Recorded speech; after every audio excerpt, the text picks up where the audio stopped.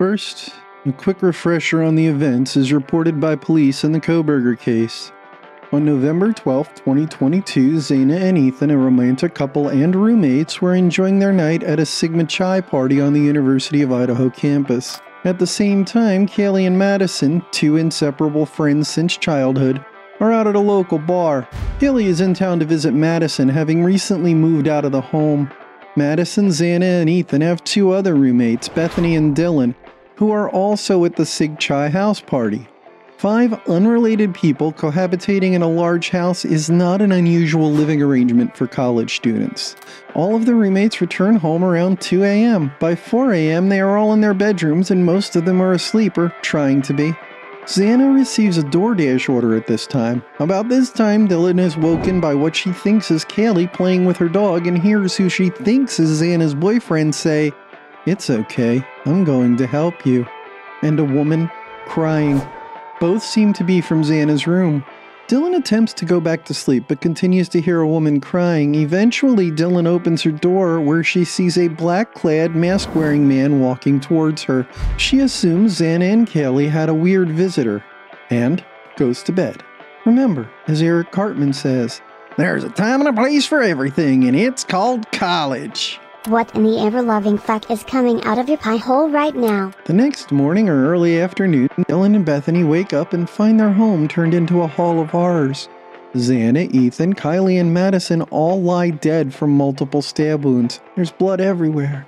The young ladies immediately call 911. 6 weeks and 6 days later, Bryan Kokberger is arrested for the crimes and is currently awaiting trial in Moscow, Idaho. All the true crime reporting I've seen on this case forgets to or does not properly apply Occam's razor to the conclusions they are drawing from the evidence. As a result, they're getting a lot of things wrong and are not looking for evidence where they should. I want to talk about this because I certainly hope the prosecution is smarter than the media. If they're not, this asshole is going to walk. Oh, and by the way, he planned on going to trial, and I have an idea why his lawyer is scared as balls of him. But first, my overly obnoxious trigger warning. Roll the intro.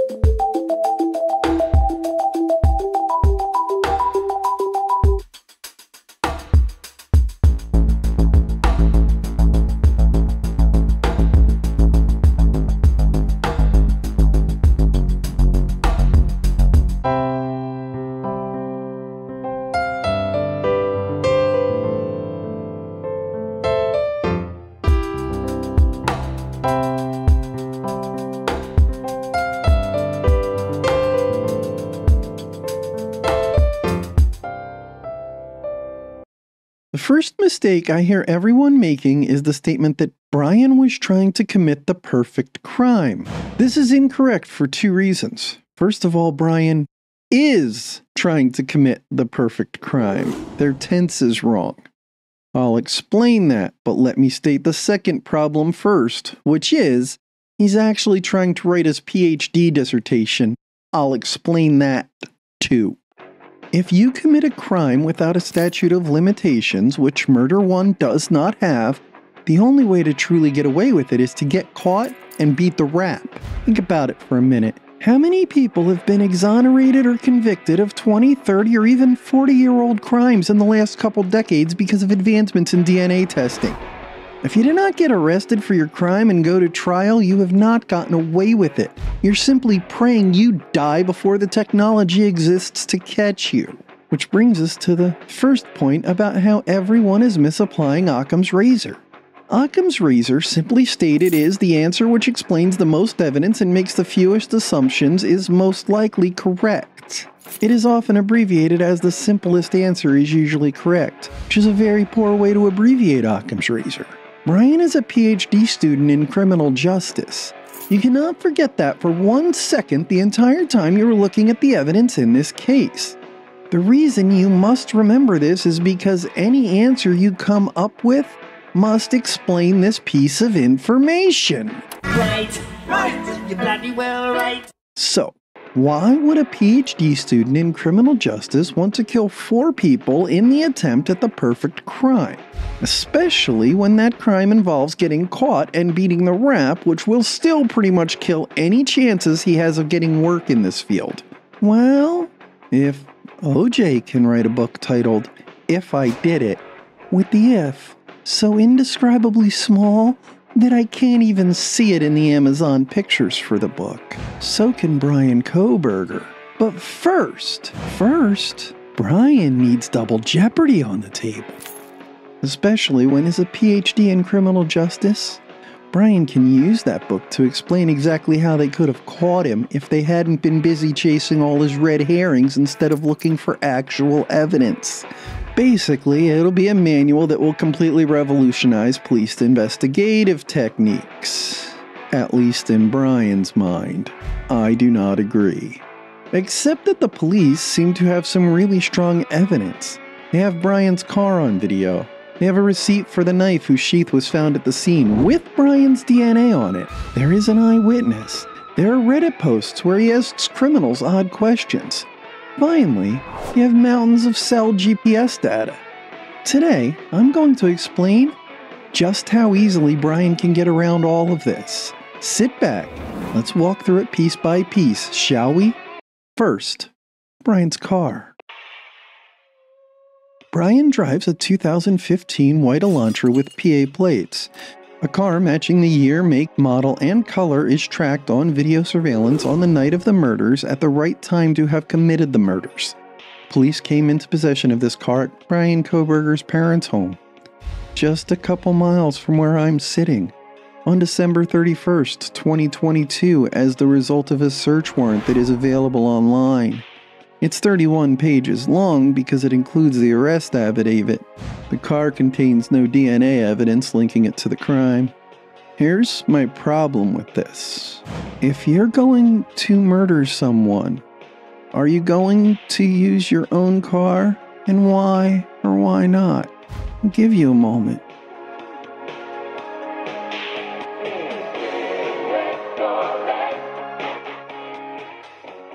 Done thinking about it? I'm not. And I'm not for exactly this reason. Someone somewhere is going to catch my car on camera in the right place at the right time to commit the crime. And if I can't explain it away as normal or planned travel, there's going to be a problem. Remember that part. It will be important when we get to the cell phone GPS data. For now, all I'm going to assume is that Bryan thought of this. If I rent a car, the police will go through my financials, figure out I did that, and then I'm right back where I started with using my own car. Bryan thought of this too. Check this out. Bryan's car has no DNA evidence linking it to the crime. So Bryan went into a house, stabbed 4 people to death, transported himself, the clothes he wore, and the murder weapon in this vehicle, and managed to clean up every single piece of DNA evidence. There's not a random human or dog hair anywhere in the entire vehicle. There's not a microscopic bit of blood anywhere in the car. It's simply not possible. There would be something in that car placing it at the scene. So here is what our answer to this conundrum has to explain. A car matching Bryan's was almost definitely used. Bryan's car has no DNA evidence linking it to the scene. Any idiot knows not to use your own car for this. But you can't rent a car. So, our answer has to take all of these into account. First, let me amend that last one to be, you can't rent a car through conventional means. What if I rent a car that is the same make, model, and year as the car I drive in an untraceable way? I know, where is Bryan going to find a rental place with a 7-year-old car? What if it's not a rental place? This is the part where all my country peeps follow along and all my city and outside the US peeps look stuff up, so here goes. What if Bryan found a shifty country used car lot, probably called something like Jim's Used Cars and Smoke Shop? If you're from the country, you already have a mental image. 10 cars sitting on the grass to hide the oil spots and a hand-painted shingle offering state minimum cigarette prices and buy here, pay here on the cars. If you know, you're laughing right now. Anyone who has dealt with these shifty lots knows that if Bryan walked in and gave one of them a story about his car needing work and him being weird about driving different cars, so could he just rent the one that matched his?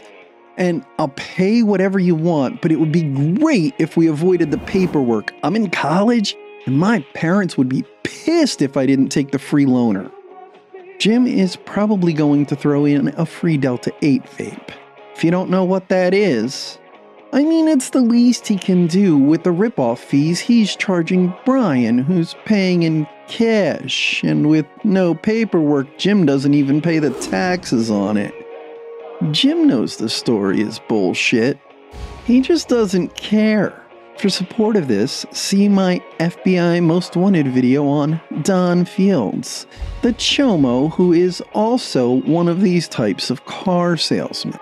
As long as the police and prosecution are fixated on Bryan having his own car, they're not even actually looking for the correct car.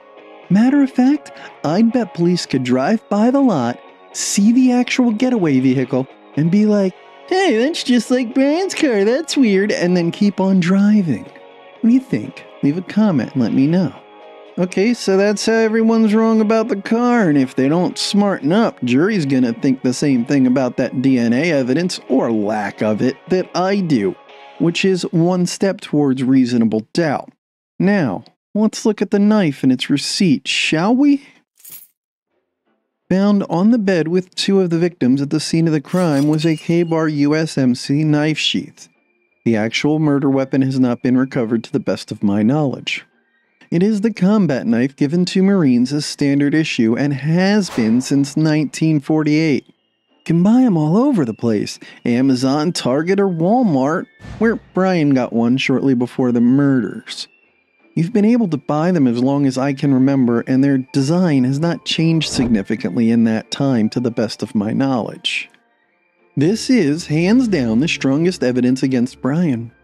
The police found Bryan's DNA on the snap, and found no other male DNA on the knife. Their argument is that the DNA had to get there during the crimes or it would have been destroyed by the crimes. So, that's just about the biggest, steamiest pile of horse pucky I have ever heard. First of all, the last time that particular place could have possibly been touched was when the knife was removed from the sheath. Essentially, that DNA was there for the entire attack, which proves DNA would not have destroyed it. Secondly, you only actually touch the snap button when you close it. The sheath is designed as a combat sheath. It wouldn't be a very good design if I couldn't pop the snap and grab the knife in a single motion. This is why it is at the top of the blade, where all I have to do is grab the handle of the knife and it will open on its own. It's literally called a quick draw sheath for this reason. Third, if Bryan did not have his hands covered during this type of brutal and physically strenuous attack, there would have been a shit ton of DNA from the sweat he left everywhere. Before I actually show you how I think Bryan is going to dismiss this, what about the receipt I mentioned? There was a Walmart receipt for this type of knife and a pair of Dickies overalls laying next to the phone with a tag from the overalls neatly placed on top. As Bryan is a PhD student in criminal justice, we really should be assuming he wanted this to be found. That makes the question, why? Well, if you're operating under the assumption that Bryan wanted to get caught, this makes perfect sense. How many people do you pay to do all the things you're not smart enough to complete? Like tying your motherfucking shoes. Bryan's gonna use the poor college student ploy and feelings of regret to dismiss this. Someone probably got Bryan a knife like this at some point as a present. Remember, Bryan and I went to the same high school, just a couple decades apart. I see these things on people's hips daily. He wasn't using it for anything, and someone offered him $50 for it, so he took it. Then Bryan felt regretful for selling what had originally been a gift and replaced it. Bryan left it at a friend's house with some reasonable explanation. Maybe they were practicing with knives, and that's why the police didn't find it. But here it is, ladies and gentlemen of the jury. The entire receipt is a red herring. Sheath being left behind was intentional, and it was done just so his lawyer can do this in court. It'll play really well with the jury when she makes the police look like idiots. I mean, Bryan will give you a description of the person who brought the knife. It's an alternative suspect. And another piece of reasonable doubt.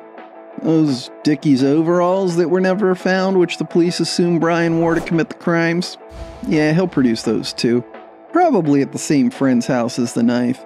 He had to do some labor around the house that day too, and he'll produce the overalls still all messed up from the work. Also, leaving that receipt and tag there shortcut the financial search. Not only did the police not notice the weird $300 cash withdrawal for the car, but they didn't notice that he purchased the same exact things 3 weeks before the crimes either. Of course, both of those are conjecture. I have no way to know if that's true or not. But it makes sense, doesn't it? Tell me what you think in a comment. This is happening because prosecutors and cops are used to thinking like criminals. Bryan doesn't think like a criminal. Bryan thinks like a criminologist. The whole receipt thing is just a little bit of reverse psychology, but why leave an eyewitness though? As Bryan was exiting the residence, Dylan opened her door and saw him. So why did he let an eyewitness live? I'm sure that as a criminology PhD candidate, Bryan knows that eyewitness testimony is incredibly unreliable and incredibly compelling to a jury. Well, it can be incredibly compelling to a jury. It can also make them dismiss the prosecution's entire case. If the prosecution presents eyewitnesses that the defense successfully discredits on cross-examination, it can make the jury question all of the prosecution's evidence more critically. As far as eyewitnesses go, Dylan is a pretty bad one. She heard whimpering and crying, then saw a very oddly dressed unknown male in the home at 4 a.m. and didn't call 911. I mean, wouldn't you call 911 just in case? Especially if you were a female college student in your early 20s who was still half lit from the Sig Chai party?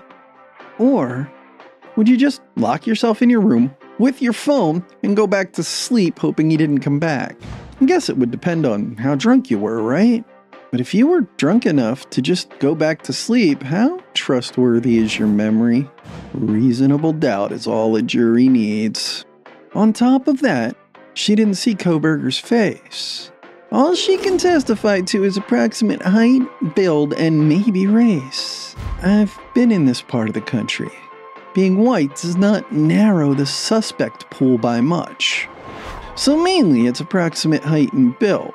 That is not enough for an identification, and the defense is going to rip her to shreds on the stand if they get the chance. Holy smoke, I believe you've hit on something. Honestly, I think Kohberger may have been hoping someone would see him. He knew how many people lived in that house and who they were. He probably also knew they were all home. Seriously, are you still considering that he hadn't thoroughly cased this joint? Dude, PhD candidate in criminology! He knew they were almost always all home by 4 o'clock on Sunday mornings. And I think he wanted someone to see him in the house or he would have killed them all. The question is, why would he want to do this? I'm not sure. There could be several logical reasons. A failed attempt to make police look at the survivors is one possibility. Having a witness to discredit is a powerful defense tool, but I think that part is just chance. It's also a possibility that it's a time constraint thing. Bryan probably knew standard response times in the area. And when he saw the roommate, his only logical assumption was that she had heard the ruckus and already called 911. He probably didn't have time to kill her and get away. Yes, he was thinking logically at this point. You don't do this kind of crime without having the dark triad in spades, which is another thing everyone keeps forgetting when they look at the evidence in this crime. Bryan had his complete mental faculties through the entire crime. He only had one chance to remember it for his book. Now let's take a look at those internet postings. Okay, so Bryan used to hang out on Reddit asking criminals what it feels like to commit crimes. Sounds pretty weird, right? I mean, who does that? Who cares what a criminal feels like when they're committing a crime? I don't know. Sounds like the kind of question a kid studying criminology at the master's level might ask, which is exactly what Kohberger was at the time. It's actually called scripting the crime. It's an area where criminology and psychology meet, both of Bryan's undergrad degrees. Understanding the hows and whys behind victimology can help us better understand the who from the other two pieces of information in the future. Which is why I'm glad that students in these fields are asking questions like, why did you choose that victim or target over others? And, how did you approach the victim or target? It was literally part of Bryan's capstone project for his master's degree. If the prosecution tries to build motive off of this, the defense is going to mop the fucking floor with them.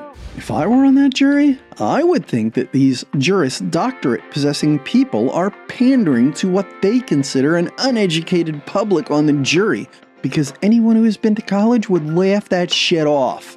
And if the prosecution did that to me, that would be my reasonable doubt. Can't trust the prosecution? Person gets a not guilty. Sorry. Lack of evidence is the only reason for cheap tricks. And how are the other jurors going to vote after I explain why I don't trust the prosecution? How would you vote? Tell me in a comment. I don't even think this was part of Bryan's plan, but when he heard about it, he probably whispered morons. Which brings us to that cell phone data evidence, and I have saved the best for last.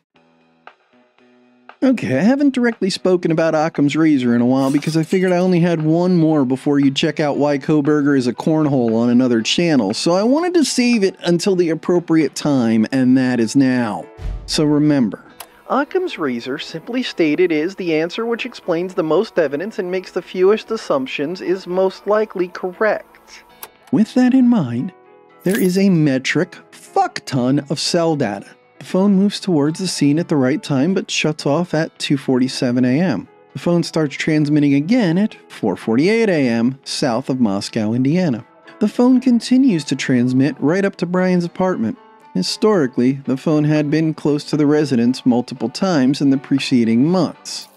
Alright, so our reasoning has to account for all of that while not forgetting that Bryan is a dark triad possessing PhD candidate in criminology. Y'all want this party started, right? Y'all want this party started quickly. Here goes. Bryan drove the same circuitous route he used on the night of the murder regularly. That's what all those times by the house are from. The house was right near his path, close enough to use the same cell towers. So, sure he was by that, and a million other houses on a regular basis. So what? Someone somewhere is going to catch my car on camera in the right place at the right time to commit the crime, and if I can't explain it away as normal or planned travel, there's going to be a problem.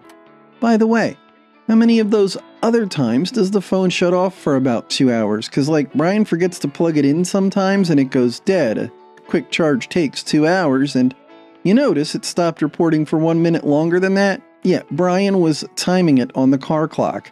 Have you heard rural Indiana radio at 3 a.m.? I have, and you don't want to. So I'm sorry, but all you've got is dude doing his normal thing and have something not all that unusual happen at a really bad time. And if you're curious, they think the murders took about half an hour, which is exactly how much time you can make up on a 2-hour drive without going so fast you're assured a ticket. It's 25% over the limit. 30 and a 25. 65 and a 55. How often do you drive that fast? Which goes to what I was saying in the witness section about time limits on things. So where does all this leave us?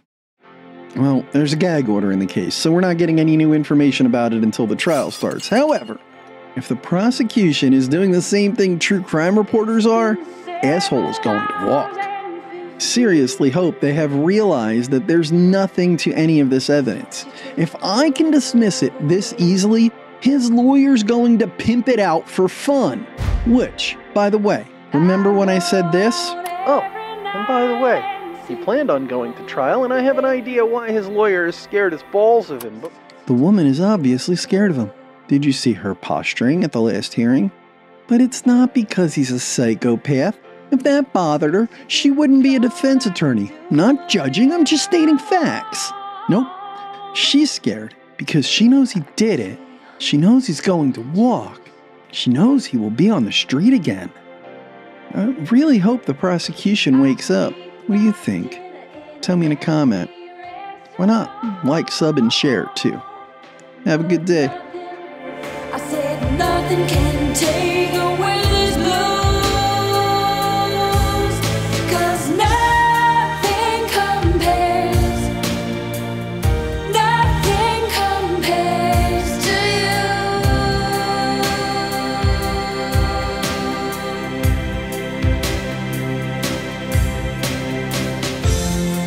It's been so lonely without you here. Like a bird without a song.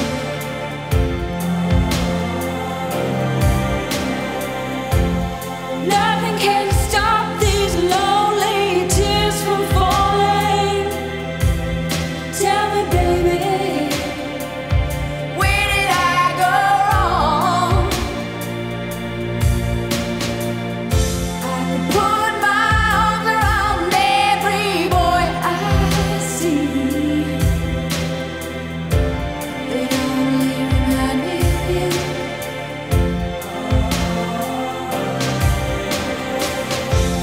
I went to the doctor and guess what he told me? Guess what he told me? He said, girl, you better try to have fun no matter what you do. But he's a fool, 'cause nothing compares to you.